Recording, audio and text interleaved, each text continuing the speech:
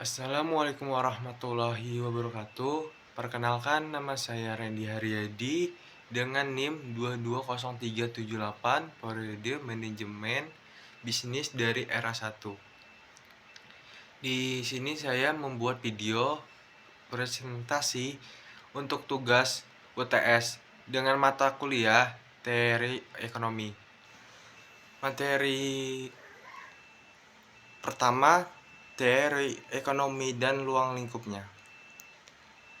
Pengertian ekonomi secara umumnya bahwa ekonomi adalah sebuah bidang kajian tentang pengurus sumber daya material, individu, masyarakat, dan negara untuk meningkatkan kesejahteraan hidup manusia.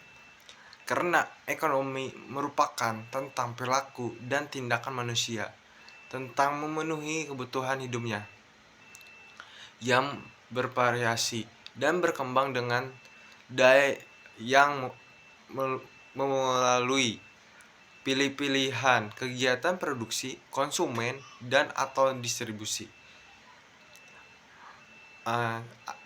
Ekonomi makro. Ekonomi makro merupakan cabang mekanisme pekerjaannya perekonomian sebagai suatu keseluruhan arti berkaitan dengan menggunakan faktor produksi yang tersedia secara efisien agar kemakmuran masyarakat dapat memaksimumkan. Apabila yang dibicarakan masalah produsen, maka yang dianaliskan produsen secara keseluruhan. Demikian halnya jika konsumen, maka yang dianalisis adalah seluruh konsumen dan mekalokasinya. Pendapatannya untuk membeli barang atau jasa yang hasil oleh perekonomian.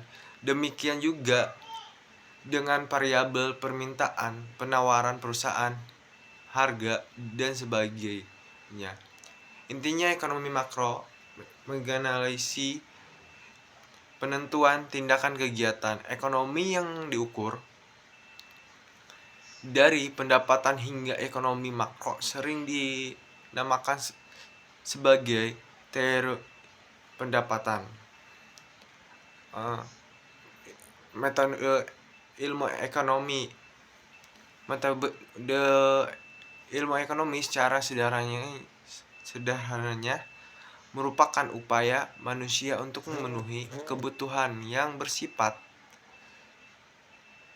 tidak terbatas dengan alat pemenuhi kebutuhan yang berupa barang atau jasa yang bersifat langka dan terbatas serta memiliki kegunaan yang relatif.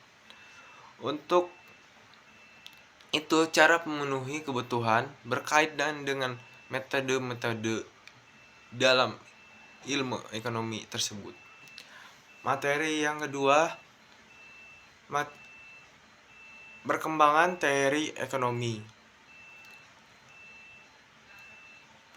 Pengertian perkembangan teori ekonomi adalah ilmu mempelajari bagaimana masyarakat menghasilkan barang dan jasa dan bagaimana mereka konsumsi.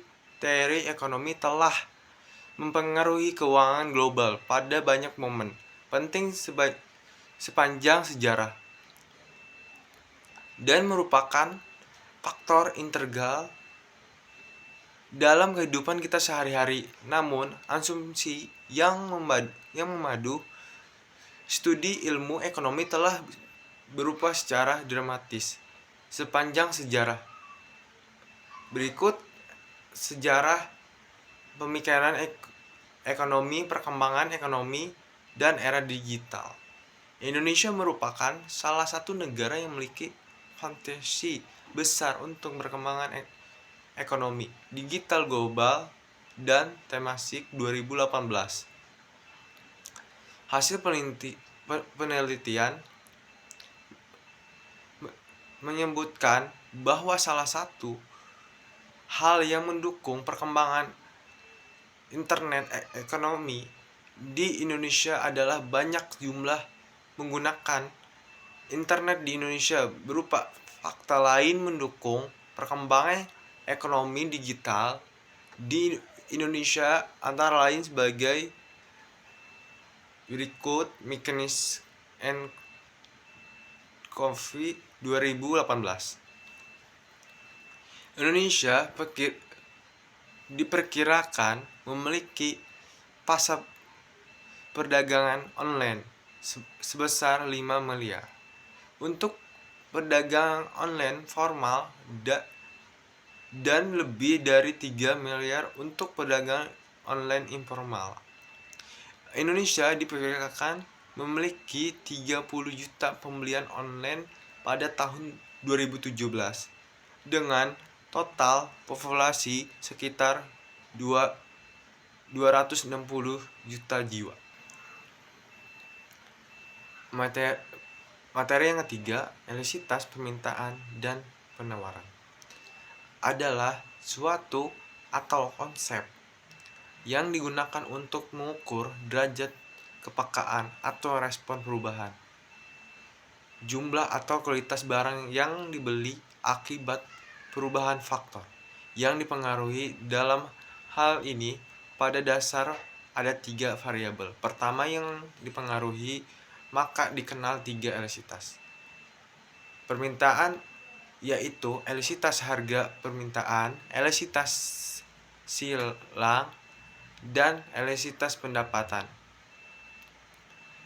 Untuk elastisitas harga permintaan, elastisitas harga permintaan adalah derajat kepekaan atau respon jumlah permintaan akibat perubahan harga barang, atau dengan kata lain merupakan perbandingan dari pada frekuensi berubah jumlah barang yang diminta dengan frekuensi berubah dengan harga pasar sesuai hukum permintaan, di mana jika harga naik maka kualitas akan turun dan sebaliknya.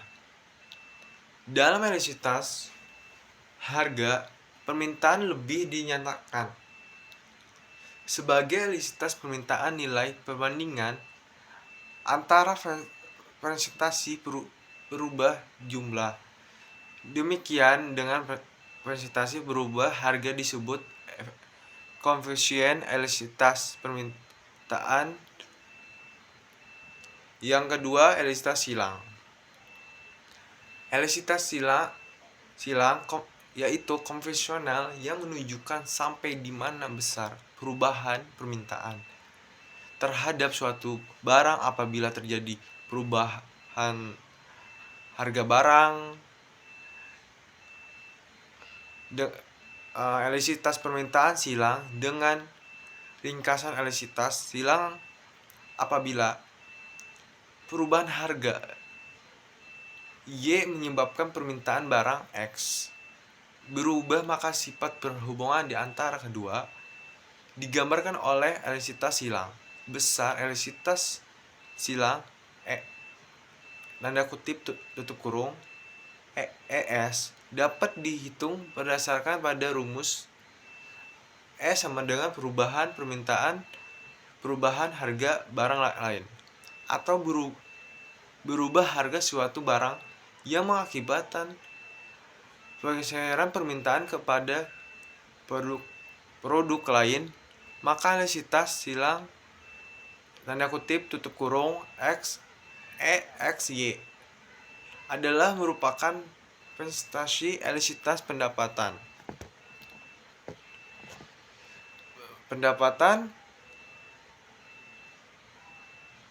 Elastisitas pendapatan konvensional menunjukkan bahwa di mana besarnya perubahan permintaan terhadap suatu barang sebagai akibat dan perubahan pendapatan pembeli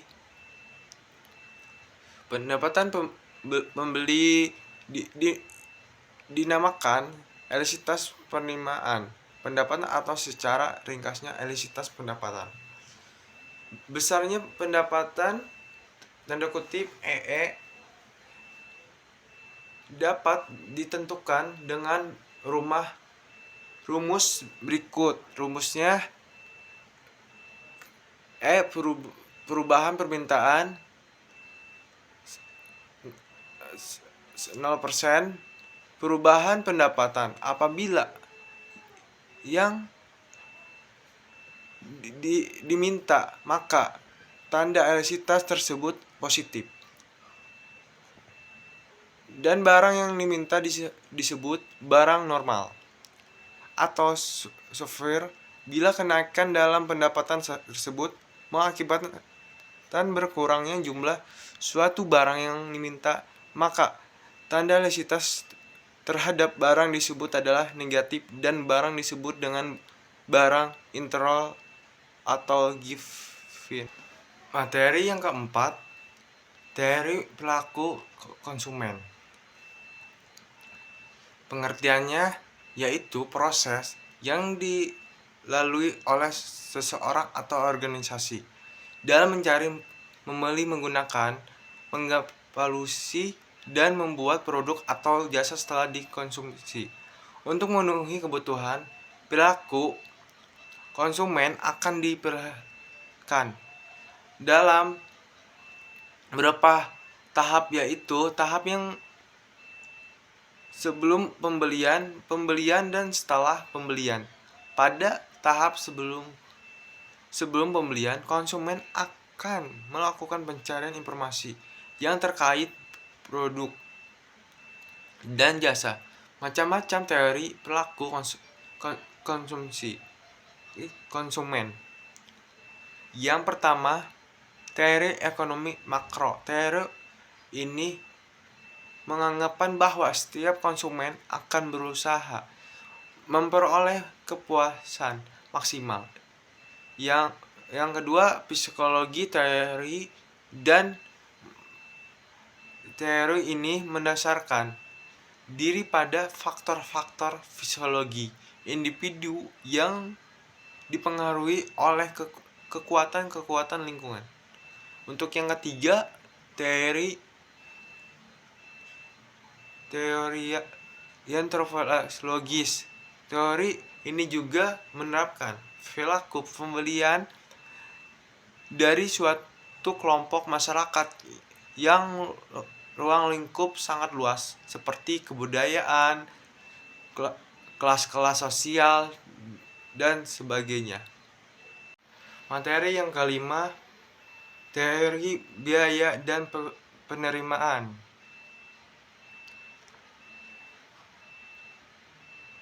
Biaya adalah jumlah uang atau sumber daya yang dikeluarkan atau dikorbankan untuk mendapatkan atau menghasilkan suatu barang atau jasa. Ini mencakup semua pengeluaran dan terkait dengan proses produksi, distribusi, atau menyediakan barang-barang atau layanan tertentu. Biaya bisa terjadi sebagai elemen, termasuk bahan baku, tenaga kerja, overhead, biaya administrasi, biaya operasional. Banyak lagi tergantung pada konsepnya. Biaya produksi pada melakukan suatu kegiatan usaha, setiap individu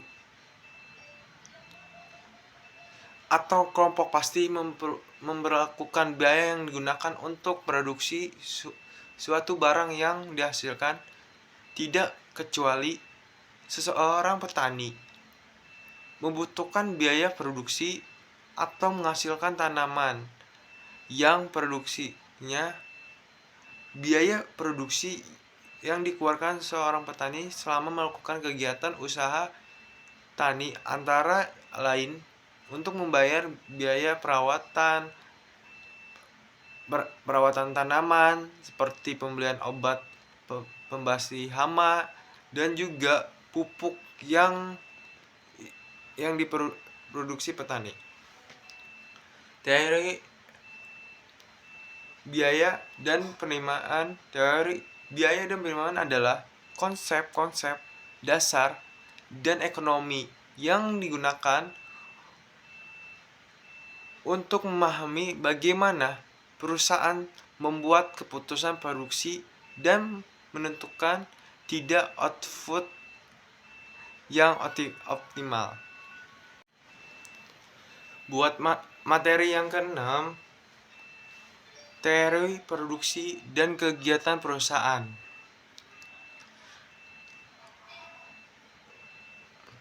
Ya, bentuk-bentuk organisasi perubahan perusahaan adalah institusi atau lembaga yang menggunakan atau memanfaatkan dan mengorganisasikan faktor-faktor produksi untuk menghasilkan suatu barang-barang dan jasa-jasa. Untuk yang dua, perusahaan integer dan sudut teori. Ekonomi. Dalam teori ekonomi, pemisahan terpenting dalam menganalisikan kegiatan. Perusahaan adalah mereka yang akan melakukan kegiatan produksi samapi kepada tingkat di mana keuntungan mereka mencapai jumlah yang maksimum. Keuntungan atau kerugian adalah perbedaan hasil penjualan dan biaya produksi. Keuntungan diperoleh apabila ia menjual melebihi dari biaya produksi dan sebaliknya. Untuk fungsi produksi. Fungsi produksi adalah hubungan teknis antara faktor produksi input dengan hasil produksi output. Secara matematis, hubungan teknis tersebut dapat ditulis output sama dengan F TK, M, T.S. Yang keempat, teori produksi dan suatu faktor. Perubahan teori produksi yang sederhana mengenal hubungan di antara tingkat produksi suatu barang dengan jumlah tenaga kerja yang digunakan untuk menghasilkan sebagai tingkat.